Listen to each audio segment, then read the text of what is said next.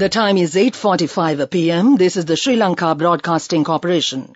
Here's the news edited by Dilin Gunawardena and read by Tilani Pires. The headlines. The United States donates a stock of medicine worth over $39 million to Sri Lanka. Minister Vijayadasa Rajapaksa emphasizes the significance of the anti-corruption bill. The Minister Manusha Mananakara says that the whole foreign employment field will be digitalized. Qatar Airways is to increase daily frequency to Colombo. The Parliamentary Budget Office bill is passed with amendments and without a vote. And on international news, a ship with underwater capability arrives at the missing sub scene. And on sports news, Paris 2024 Olympics, French police raid organizers' headquarters. A stock of medicine worth over $39 million was donated to the Minister of Health through Helpline Lanka today. This was handed over to the Minister of Health, Kehele Rambukwella, by the US Ambassador to Sri Lanka, Julie Chung. The stock contains medicines for allergies, cholesterol, anesthesia, arthritis, diabetics, and painkillers. Addressing the gathering, Minister Rambukwella expressed his sincere thanks to all the countries that came forward to support Sri Lanka in need. He recalled how they provided assistance to the island even before the economic crisis at the outbreak of the corona pandemic. He further added that priority will be given to clearance of the donated medicine from the customs. Meanwhile, Ambassador Chung emphasized that the USA would be glad to provide more support and donations to Sri Lanka in the future. Minister Vijayadasa Rajapaksa says that the next new anti-corruption bill will be great strength to prevent the fraudulent activities and corruption taking place in the country. The anti-corruption bill has been a need in the island for a long time. This will help to continue the development activities of the country and to protect the rights of the public. This will enhance the services provided to the public by both the government and private sectors. Therefore, the minister asked everyone to support this bill. He expressed these views taking part at the awareness program on the new anti-corruption bill held at the ministry today. The Minister Manusha Mananakara says that the whole foreign employment field will be digitalized in order to curb the trickeries of the frauds. Unnecessary interference made at the Foreign Employment Bureau should be avoided. A committee has been appointed as per the instructions given by the President in this regard. The President took on the responsibility of the island even in spite of the prevailing economic crisis. Currently, the situation of the island is much better. The Minister Mananakara further highlighted the necessity of creating an investor-friendly environment in the country to increase direct foreign investments. Action has been taken to revise the Foreign Employment Bureau Act in order to avoid issues regarding illegal immigration. It has been sent to the Department of Attorney General. The minister further emphasized that a number of programs have been initiated to provide benefits to the expatriate employees. This news broadcast comes to you from the Sri Lanka Broadcasting Corporation. Qatar Airways from late June 2023 plans service increase to Sri Lanka as the airline schedules fifth daily flight on Doha-Colombo route effective 22nd June 2023. This increase will provide access to more than 160 new destinations across the world. Approximately 21,000 passengers use Qatar Airways at the Bandaranaike International Airport. This will be a great opportunity to boost tourism of the country.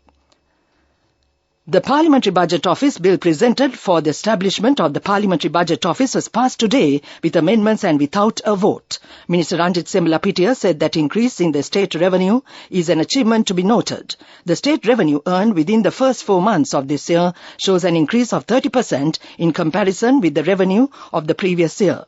Revenue earned through taxes also displays an increase of 28.6%. The foreign remittance of the island is greater than the previous year as well. Minister Sembalapitiya further added that restructuring debts will not have any adverse effect on the life of the public. That ends the local news now. The main news story is brought to you by Siddhalepa Vedamahatmya.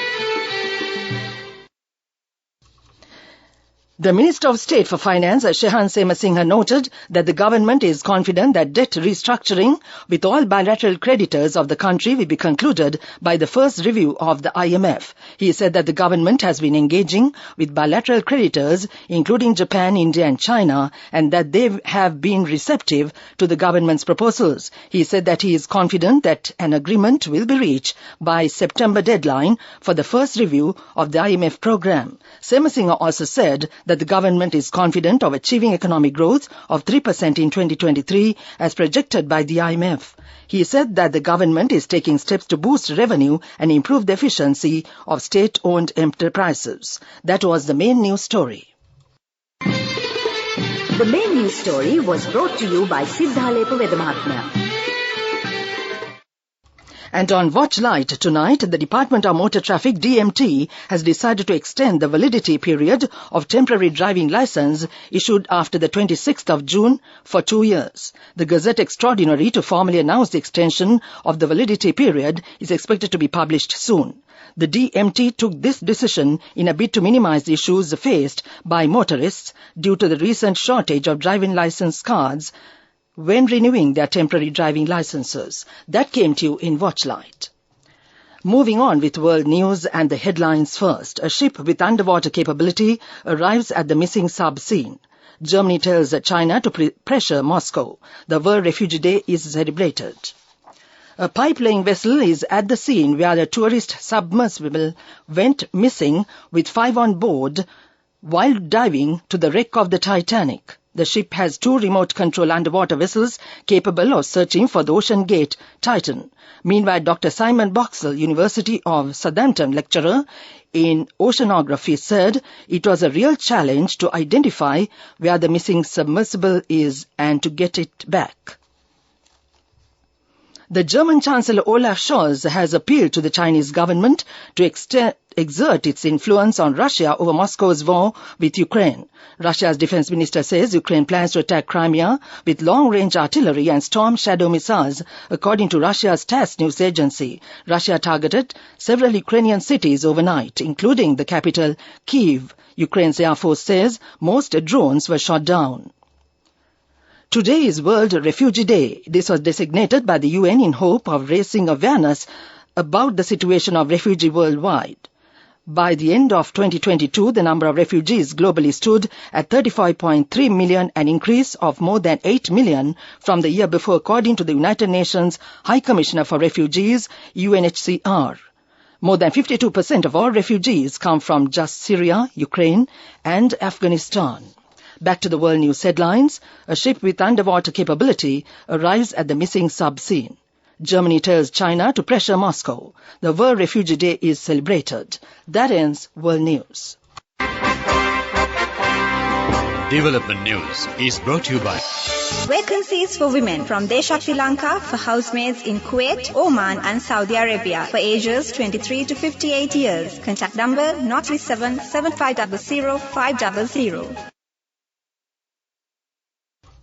And on development news, expeditious action will be taken to rehabilitate 52 tanks in the Anuradhapura district. This will include small, medium and large size tanks. 10 tanks will be rehabilitated by the regional irrigation officers, while 15 will be rehabilitated by the provincial irrigation office. The rest will be rehabilitated by district agrarian development office. That came to you in development news.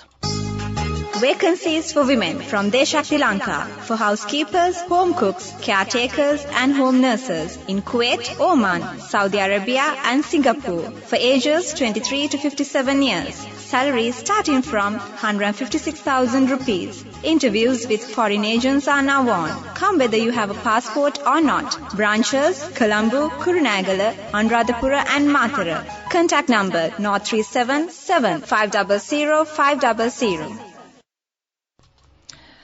Coming up, sports news. The French police are searching the headquarters of the organizers of the Paris 2024 Olympic Games. Officials say the raids are part of 2 preliminary corruption investigations. The BBC reports the police are looking into allegations of favoritism and misuse of public money in the attribution of construction contracts. A spokesperson for the Paris 2024 organizing committee has told the BBC the body was cooperating fully with the investigators. The 2024 Olympics is scheduled to take place from 26 July to 11th August, with the Paralympics running in September. That ends sports news. Go ekakthiyana youth ekata life eke change ekata niyamata setna as wahagena dakapugina habe karana youth ekata niyamata setna friendship ekamenna. The all new NSB Ithumitru account, NSB I Am, a plan for your dream. Business News Sponsored by National Savings Bank, the safest place for your money.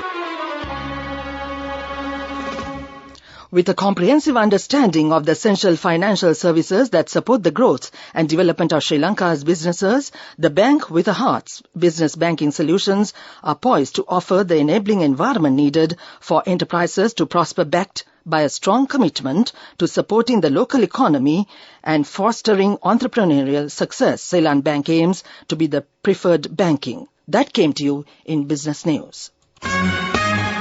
Business News. Sponsored by National Savings Bank, the safest place for your money.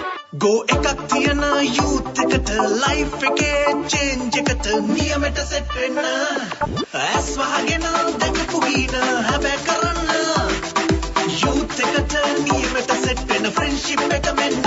The all-new NSB Ithru Mithru account. NSB IM, a plan for your dream. The government has increased the cess levied on imported cement with effect from the 17th of June.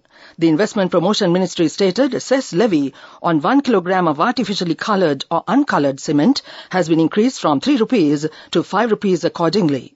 In addition, the cess of the 5 rupees for 1 kilogram of Portland cement imported in packages of 50 grams and less has been raised to 8 rupees. Meanwhile, the cess on the other Portland cement imported in packaging of over 50 kilograms of bulk was raised from 3 rupees to 5 rupees. That came to you in Economic News. Weather report.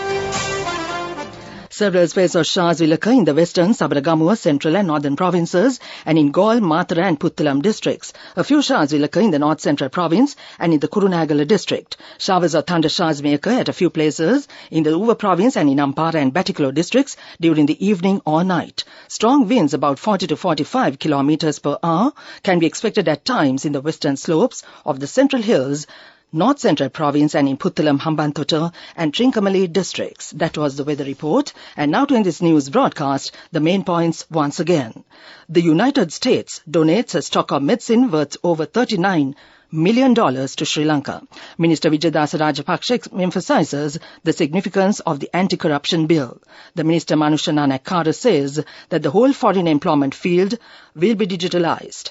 Qatar Airways is to increase daily frequency to Colombo. The Parliamentary Budget Office bill is passed with amendments and without a vote. And on international news, a ship with underwater capability arrives at the missing sub scene. And on sports news, Paris 2024 Olympics, French police raid organizers' headquarters. That ends this news broadcast.